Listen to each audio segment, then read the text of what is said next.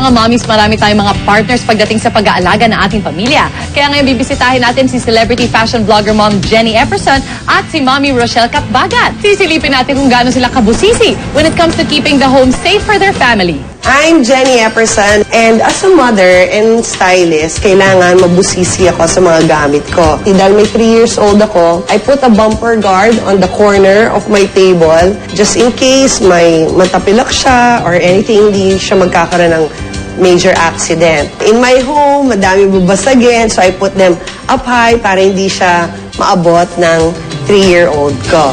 This is the kitchen that fashion built. I always buy fresh vegetables the day before we eat it. Hindi ko siya masyado sinstore sa ref kasi I want to ensure the freshness of the vegetables. So when it comes to nurturing my family, especially my children, I'm very particular with the products that I choose.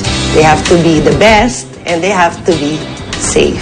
Like Jenny Epperson, mabusisi rin ito si Mommy Rochelle, mother of 3 at isang events organizer.